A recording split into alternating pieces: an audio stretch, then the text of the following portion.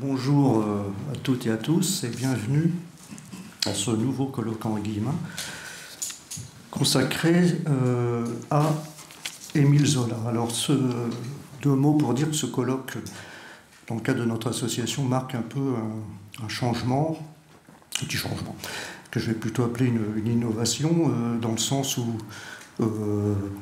jusqu'à ce jour, on a eu dans nos activités plutôt l'organisation de colloques tous les 2 ans, d'une journée entière, entre 6 et 8 intervenants, et toujours dans le champ de l'histoire politique. On a fait sur la Révolution française, Robespierre, sur la Commune, sur l'affaire Pétain, et l'année dernière, le 6 novembre, sur un thème transversal qui s'appelait enseignement de l'histoire en péril et les difficultés aujourd'hui de la discipline. Alors, c'est une innovation à plus d'un titre, parce que, premièrement, c'est ce matin un colloque entièrement littéraire, de pure littérature. C'est une première pour nous. Le format est changé. Bon, ça se termine à 13h, mais les interventions durent plus longtemps, de 45 minutes plutôt que 25 ou 30 d'habitude. Et puis, c'est le premier volet d'un diptyque, en fait, sur Zola, ou concernant Zola. Alors, une petite explication pourquoi ça, c'est que l'année dernière, à l'issue du colloque que j'appelle transversal sur une question d'actualité, l'enseignement de l'histoire, j'avais ressenti le besoin de faire une petite évaluation, la première, sur la tenue de nos colloques, pour savoir comment c'était reçu, en fait. Et puis pour demander des suggestions, des critiques sur d'autres thèmes, etc. Et j'étais surpris des réponses, dans le sens où sur les 74 que j'ai reçus, j'avais fait ça à chaud dès la fin. Donc il y a eu, j'ai mes chiffres là, 72 dithyrambiques, on va dire, très positives, tout à fait satisfaites de nos travaux, avec plein d'autres suggestions. Et puis 2 un peu moins, un peu plus tièdes, pensant que ce dernier colloque était trop militant, trop engagé. Mais surtout, la deuxième surprise, c'est que exactement 19 personnes avaient souhaité qu'on en fasse plus. C'est-à-dire que demander qu'on fasse un grand colloque d'une journée avec 8 intervenants tous les ans. Alors, ce qui est complètement impossible pour nous. On en avait parlé au sein de l'association. Même 2 ans, moi, m'apparaît parfois trop court. Alors, on a très peu de moyens, très peu de personnes. C'est colossal à organiser. Donc, on a dit non.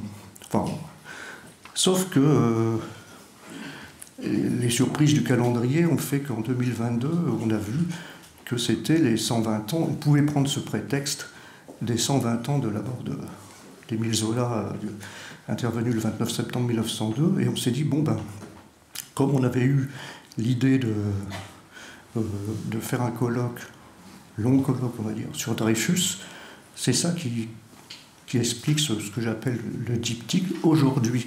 Donc un colloque strictement littéraire qui est accroché à un deuxième volet du colloque sur Dreyfus, plus long, qui aura lieu l'année prochaine. Enfin, s'il n'y a pas une guerre atomique ou quelque chose qui empêcherait de le faire. Alors, pas d'histoire, pas de politique, que de la littérature aujourd'hui. Parce que, alors là, je vais dire 2 mots sur Guillemin littéraire, parce que nous sommes, enfin moi personnellement, fasciné par Guillemin dans ce champ-là, en tant que historien de la littérature et critique littéraire. Et sur Émile Zola, finalement, pour lui, c'est pas n'importe quel écrivain.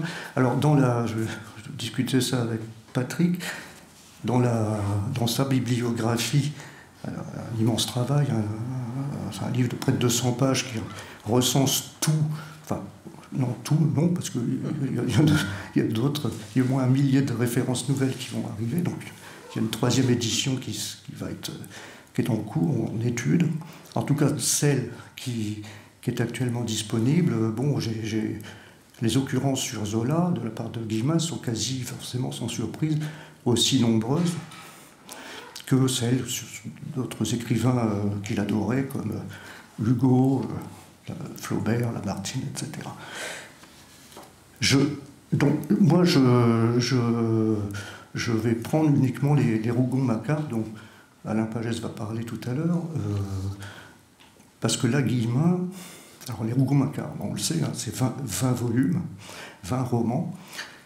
Zola a mis un quart de siècle, 23 ans, je crois, pour les écrire. Alors déjà, 23 ans, 20 volumes, il y a un peu le rythme de travail de l'écrivain.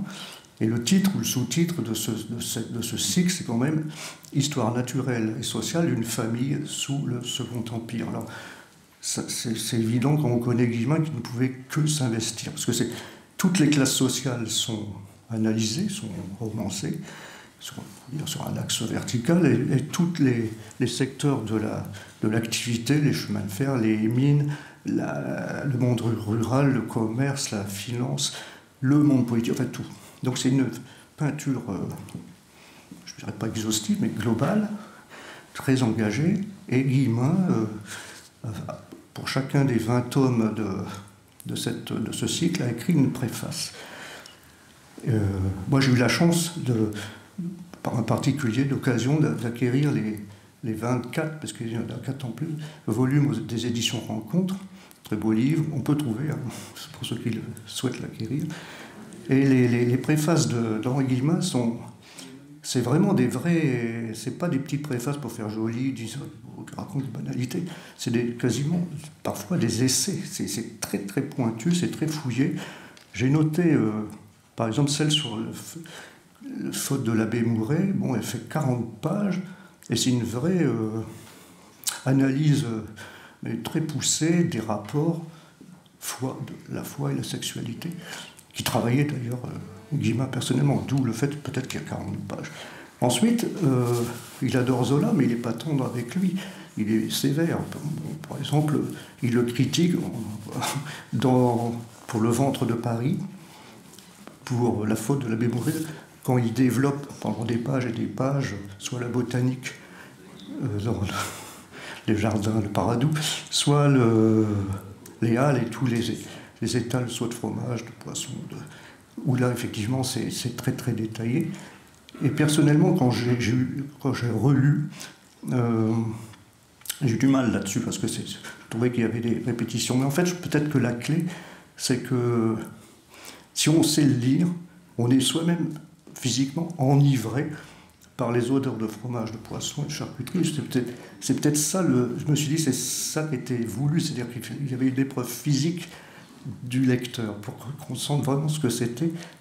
C'est comme ça que je pense qu'il faut le lire. Bon, en tout cas, Guillemin tacle là-dessus, il dit Zola fait trop de Huysmans, par exemple.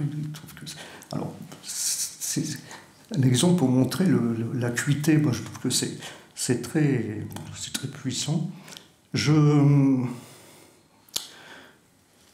voudrais dire aussi un mot, pour finir, sur un livre que Patrick a organisé. C'est lui qui a fait un travail colossal qu'il faut quand même signaler, qui s'appelle Les Chroniques du Caire, où là on voit aussi le Guillemin critique littéraire.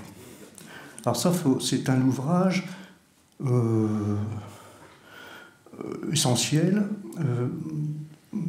et puis très, très, très particulier, parce que il y a 2 livres en un, et il y a 3 plaisirs d'un coup de lecture. Donc ça, c'est rare dans un ouvrage, généralement on n'a qu'un seul livre et un seul plaisir. Il y en a 3, pourquoi ?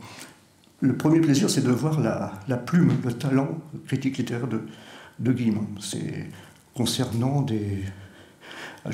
pour qu'on comprenne bien, je précise Chroniques du Caire, parce que pendant 2 ans, la fin des années 30, Henri Guillemin était professeur au Caire, et on lui a proposé de faire la critique littéraire hebdomadaire d'un grand journal, La Bourse égyptienne, diffusé à l'époque dans tout le Moyen-Orient, et vis-à-vis des classes plutôt dominantes, supérieures, francophones, un peu comme le journal Le Monde aujourd'hui.